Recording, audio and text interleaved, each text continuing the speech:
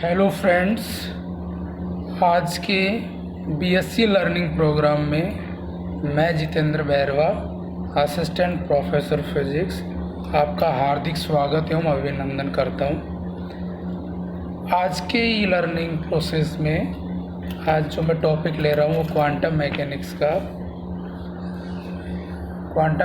का रेले Jeans law ले रहा हूं। कल हमने वीन रेडिएशन लॉ की बात की थी, वो भी एक क्लासिकल थ्योरी थी और क्लासिकल थ्योरी में उसमें ये हमने समझ पाए थे उसकी जो असफलता आई थी वो एक्चुअली ये थी कि वो केवल लघु तरंग दैर्ध्य की विकिरणों को समझाने में सफल था, दीर्घ तरंग दैर्ध्य की विकिरणों को समझाने में वो असफल रहा। अब जो हम बात कर रहे हैं वो रेले जीन्स लॉ है। रेले जीन्स लॉ मैक्सवेल बोल्ट्जमान सांख्यिकी के ऊर्जा संविभाजन सिद्धांत के आधार पर है। इसके आधार पर हमने एक मैथमेटिकल फॉर्मुलेट किया है उसको, और वो मैथमेटिकल फॉर्मुलेशन एक क्लासिकल है, क्योंकि ये क्लासिकल थ्योरी, ऊर्जा संविभाजन सिद्धांत क्लासिकल थ्योरी है। तो क्लासिकली जो mathematical formulation of Rayleigh Jeans law है वो है u lambda D lambda is equal to 8 pi के T upon lambda four D lambda, जहाँ के टी जो टर्म है, के टी टर्म वो ऊर्जा संविभाजन सिद्धांत से 1 डिग्री ऑफ फ्रीडम के संगत एनर्जी है। तो मतलब ये क्लासिकल हो गया। अब हम इस क्लासिकल थ्योरी को आधार मानते हो, हमने जो ये मैथमेटिक्स रूल दिया है, मैथमेटिकल रूल, वो हम देखना चाहते हैं कि कितना फिट बैठता है, ये ब्लैक बॉडी रेडिएशंस को समझाने में कितना फिट बैठता है, ये हम देखना चाहते हैं। तो आवर्ती के रूप में हम इसको डिफाइन कर सकते हैं, चूँकि अच्छा के क्या है यहाँ पे, बोल्ट्जमान कांस्टेंट, और टी टेम्परेचर जिसपे उसमें साम्यावस्था एस्टेब्लिश हो गई हो, वो टेम्परेचर, लैम्बडा उस रेडिएशन की वेवलेंथ है। यू लैम्बडा डी लैम्बडा क्या है, लैम्बडा तथा lambda plus D lambda range में emissive power of the black body है। मैं इसको फ्रीक्वेंसी के रूप में लिखना चाहता हूँ। तो फ्रीक्वेंसी और लैम्बडा में एक रिलेशन होता है, nu is equal to C by lambda. Lambda बराबर क्या लिख सकते हैं, सी बाई न्यू।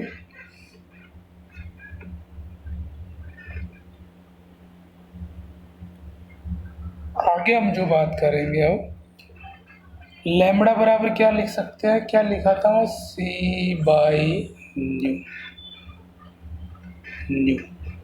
तो हम इसका डी लैम्बडा उकलन करेंगे तो डी लैम्बडा बराबर क्या आ जाएगा, minus C upon nu square D nu. अब माइनस साइन क्या सिग्निफाई करता है, क्या इंडिकेशन है कि लैम्बडा में चेंज और न्यू में चेंज, मतलब फ्रीक्वेंसी चेंज और वेवलेंथ चेंज, ये एक दूसरे के अपोजिट होते हैं। मतलब जिस डायरेक्शन में लैम्बडा बढ़ती है उस डायरेक्शन में फ्रीक्वेंसी घट जाती है या न्यू घट जाता है, ये एक दूसरे के रेसिप्रोकल होता है।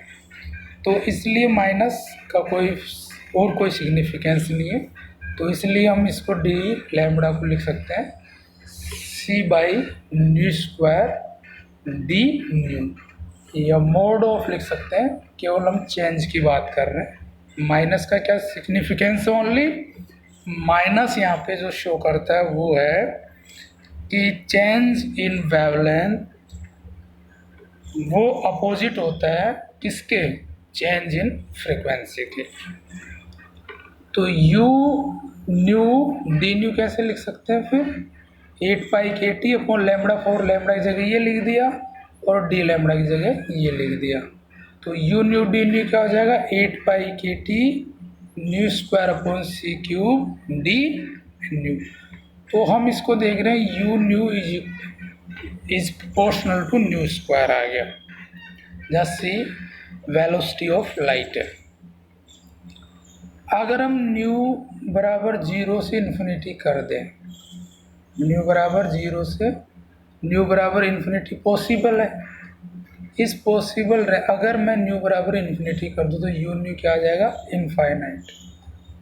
जो कि एक्सपेरिमेंटली इम्पॉसिबल है। भाई न्यू को मैं जैसे मैंने न्यू और यू न्यू में ग्राफ खींचा है, तो ये क्या है, छोटी आवर्तियों को समझाने में सफल है। देख लो आप, छोटी आवर्ती को समझाने में ये सफल रहता है, उच्च आवर्तियों को समझाने में असफल रहता है।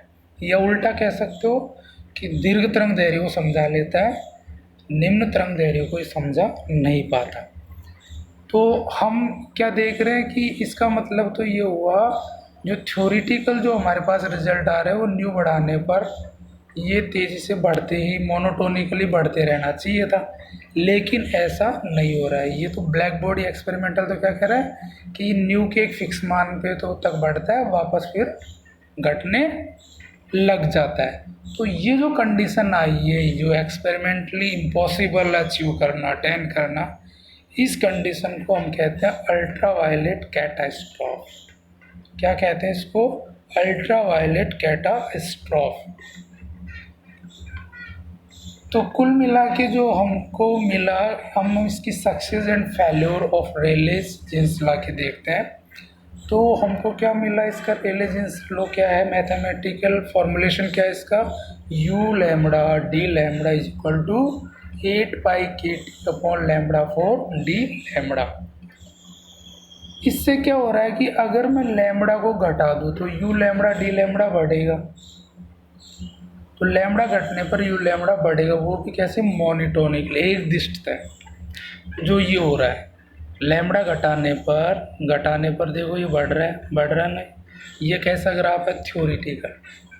थ्योरिटिकल तो मतलब हम जो थ्योरी मैक्सवेल बोल्ट्जमान का जो ऊर्जा संविभाजन सिद्धांत जो कि क्लासिकल थ्योरी वो यूज कर रहे हैं, तो इस तरह का ग्राफ आ रहा है। मतलब लैम्बडा घटाने पर यू लैम्बडा बढ़ता जा रहा मोनोटोनिकली। स्पष्ट है कि बट प्रायोगिक वक्र क्या कह रहा है कि लैम्बडा के विशेष मान पर, ये विशेष मान लैम्बडा है, उसको लैम्बडा हम कह रहे हैं, लैम्बडा के एक विशेष मान पर यह अधिकतम होकर, अब यदि लैम्बडा में और अधिक कमी करें, मतलब इधर आए, इससे और इधर आए, तो यू लैम्बडा का मान घटता है। लेकिन थ्योरिटिकल क्या कह रहा है? नहीं, तो बढ़ता ही जाएगा। और एक्सपेरिमेंटल जो ब्लैक बॉडी रेडिएशन के जो एक्चुअल ग्राफिकल रिप्रेजेंटेशन वो तो ये है। तो ये तो कह रहा है कि आप लैम्बडा घटाते जाओ तो एक लैम्बडा विशेष मान पे अधिक हो जाएगा और उसके बाद फिर वो कम होगा। लेकिन थ्योरिटिकल क्या कहता है कि ऐसा कुछ भी नहीं है, वो तो कह रहा है लैम्बडा घटाओ यहाँ से तो ये यू लैम्बडा बढ़ता ही जाएगा मोनोटोनिकली। यू लैम्बडा का मान और घट जाना चाहिए था। स्पष्ट है कि यह नियम केवल, तो क्या कहें फिर इसको कि यहाँ तक तो सही है, ये इस रेंज में तो ये सही है। इसका मतलब ये नियम कि है ना, मतलब ये का इसका क्या मतलब है कि उच्च तरंग दैर्घ्यों के लिए तो सही है, थ्योरिटिकल एक्सपेरिमेंटल में फिट बैठता है। लेकिन लघु तरंग दैर्घ्यों में तो आना तो ये चाहिए था। एक्सपेरिमेंटल तो ये है, लेकिन थ्योरिटिकल क्या कह रहा है? नहीं, ये बढ़ता ही जाएगा, ये इस तरह से बढ़ता जाएगा। तो ये नियम केवल उच्च तरंग दैर्घ्यों को, अर्थात निम्न आवर्ती, भाई तरंग दैर्घ्य में फ्रिक्वेंसी में रिलेशन पता है कि तरंग दैर्घ्य ज़्यादा तो फ्रिक्वेंसी कम, तो उच्च तरंग दैर्घ्य या निम्न आवर्ती की विकिरणों को समझाने में सफल रहता है, परंतु लघु तरंग दैर्घ्य या उच्चावर्ती विकिरणों को समझाने में असफल रहता है। तो ये इसकी डीमेरिट है, ये निम्न तरंग दैर्घ्य को समझा नहीं सकता। वीन का विकिरण नियम क्या चाह रहा था कि वो लघु को समझा रहा था, उच्च में प्रॉब्लम आ रही थी इसमें। तो ये प्रॉब्लम क्यों आ रही है? क्योंकि हमने क्लासिकल चीज़ें, हमने जो मैथमेटिकल रूल जो लिए हैं यहाँ पे वो क्लासिकल बिहेवियर के लिए। तो इसका मतलब कोई न कोई प्रॉब्लम एटॉम, क्योंकि ब्लैक बॉडी में क्या है, एटॉमिक सेंस में बात होती है, और एटॉमिक सेंस सब एटॉमिक चीज़ों में जो भी बिहेवियर होता है वो बिहेवियर क्वांटम मैकेनिकल अप्रोच ज़्यादा फिट कराता है। ये क्वांटम मैकेनिकल जो मॉडल्स है वो उनके आधार पे जो कैलकुलेशन आती है वो ज़्यादा फिटेस्ट होती है। तो ये इस डिस्क्रिपेंसी को प्लांक किस तरह से समझाएगा ये हम नेक्स्ट लेक्चर में आपके सामने लेके आएंगे। तब तक आप इसको पढ़ते रहे। आई होप आप इस कोरोना महामारी में अपने घर पे सुरक्षित होंगे और बहुत ही तल्लीनता से और पूरे ऑनलाइन क्लासेस का पूरा भरपूर आप इम्प्लीमेंट करेंगे, पढ़ेंगे। और क्योंकि ये पढ़ना भी ज़रूरी है, क्योंकि ऑनलाइन क्लासेस ही इस महामारी में एप्लीकेबल हो पाएगी, ऑफलाइन क्लासेस नहीं होगी। तो आप पढ़ें और कोई प्रॉब्लम आए तो आप ग्रुप पे अपनी प्रॉब्लम डिस्कस कर सकते हैं। तो मैं उम्मीद करता हूँ कि ये लेक्चर आपके लिए फ्रूटफुल होगा, ये एक अंडरस्टैंडिंग डेवलप होगी क्वांटम मैकेनिक्स के प्रति। तो थैंक यू सो मच।